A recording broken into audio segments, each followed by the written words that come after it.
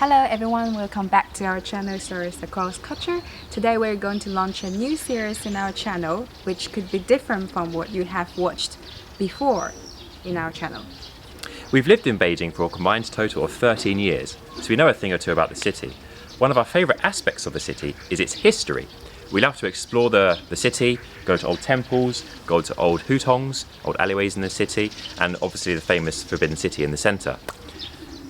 We want to show you this history in this series. We're going to take you on a journey across Beijing, and using old photographs, old maps and old paintings, we're going to really show you the history and the essence of Beijing. So let's deep dive into Beijing's history, and We're going to start with the origins of the city.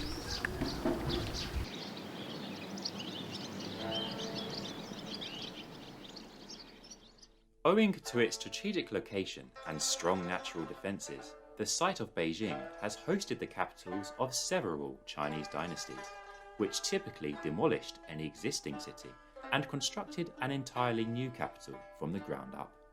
The current city of Beijing was built during the Ming Dynasty between the years 1406 and 1420, after a young prince had seized power from his nephew in the south and ordered the construction of a new replacement capital in Beijing.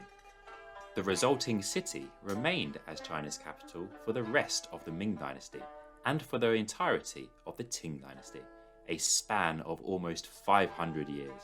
So, what was the secret behind Beijing's durability? The key, perhaps counterintuitively, is that Beijing was never designed to be a normal capital city.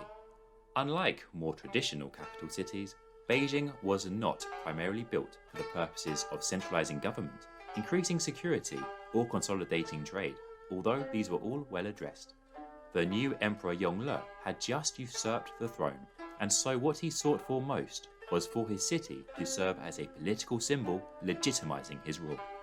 Through Beijing's grandiose architecture and intricate geometry, the emperor's mandate of heaven, their authority was to be validated. The result was a city whose design was sophisticated, yet at the same time remarkably simple. Everything within the city was positioned in relation to two axes. The first axis was concentric, from the core to the periphery. The heart was the Forbidden City, the palace complex where Chinese emperors resided and ruled. Encasing the Forbidden City was the Imperial City, where many governmental institutions were based, alongside important shrines and gardens. And surrounding the Imperial City was the Inner City, where many Beijing residents lived and commerce was conducted. After construction was completed in 1420, these three sections remained essentially unchanged for 500 years. In 1550, plans had been devised to further expand the city with another concentric layer, but only the southern portion was ever completed. Over time, it became to be known as the Outer City, in contrast to the Inner City to the north. The second axis upon which Beijing was organized was a vertical line that spanned Beijing from south to north, traversing all of the concentric cities. The layout of the city on either side of this vertical axis was virtually symmetrical, and positioned along the route were many of Beijing's most important landmarks. The centrality of the south-north axis in Beijing's city design is clearly illustrated in this Qing Dynasty painting from the year 1767. Located along the southern portion of the route was a series of both defensive and also ceremonial gates, each of which served as an entrance into one of the aforementioned concentric cities. The first gate in the painting, Gate of the Zenith Sun, provides access into the inner city.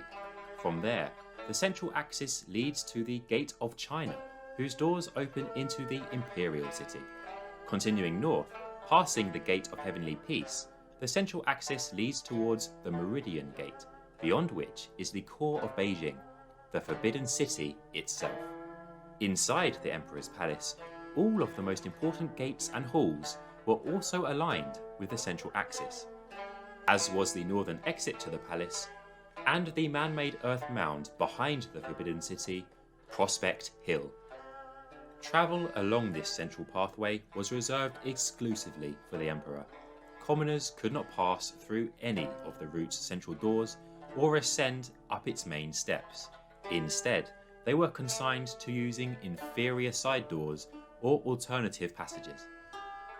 Together, the Forbidden City and the Central Axis served as the physical foundations of Beijing.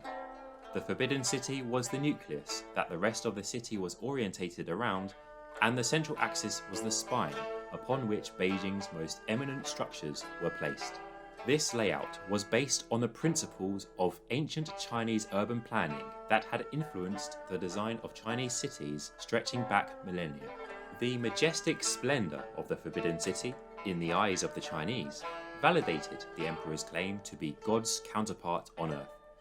And the arrangement of Beijing's vital structures along a vertical south-north line was thought to be able to harness good energies that could keep the emperor, and by extension the empire, prosperous and peaceful. It was believed that only those who could master these urban planning principles were truly worthy of ruling over Chinese civilization, and it was for this reason that Emperor Yongle had built the very epitome of a perfectly designed Chinese capital in Beijing. Chinese emperors would then use the city as a platform to conduct the various rites and ceremonies that were essential to maintaining their rule. One of the most important of these was the emperor's offering of sacrifices at the altar of agriculture, which was believed to bring favourable weather and good harvests to the nation. The procession to the altar that would depart from the Forbidden City and travel south along the Central Axis was also a key component of the worship. Beijing's design was also central to the Chinese tributary system, where other nations would periodically deliver tribute to the Forbidden City, the center of the world in the Chinese worldview. They would enter the city in the south and advance north along the Central Axis, passing through a series of immense gates and expansive courtyards.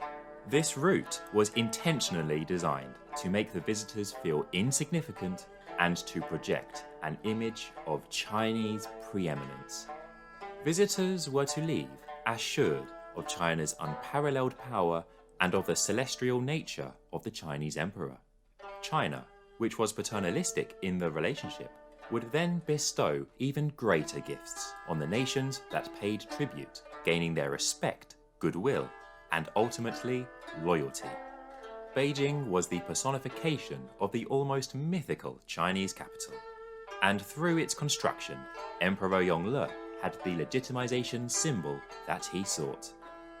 And perhaps because of the near perfection of Beijing's design, the city went on to remain as China's capital throughout rebellions, dynasty changes, and foreign invasions that China witnessed in the centuries to come.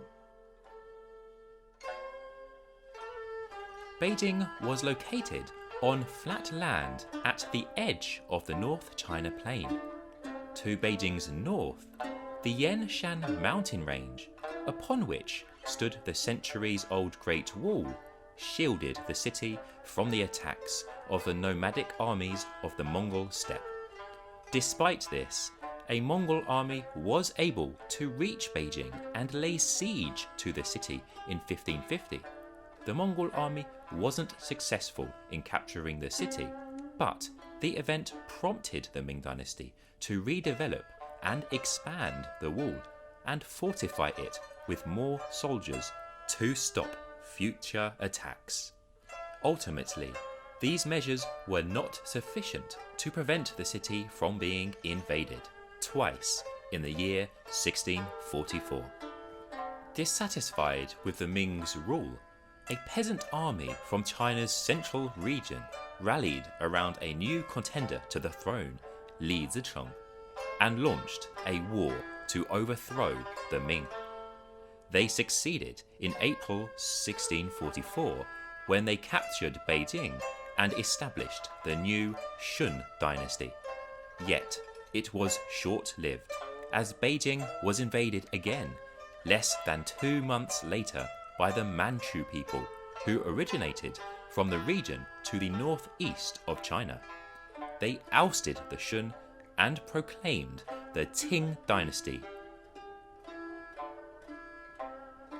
The Qing appropriated the Ming dynasty's capital as their own, using Beijing as their legitimization symbol, just like Emperor Yongle did over 200 years earlier.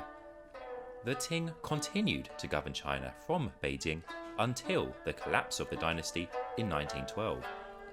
During the twilight years of the Qing dynasty, the city was invaded twice by Western colonial powers, and after the dynasty's eventual collapse, control of the city changed hands multiple times, with each period having a significant and lasting impact on the city. In this series, we will explore Beijing's history from its construction in 1420 until its capture by the Chinese Communist Party in 1949, and we will do it through the prism of the city's defining feature, the Central Axis.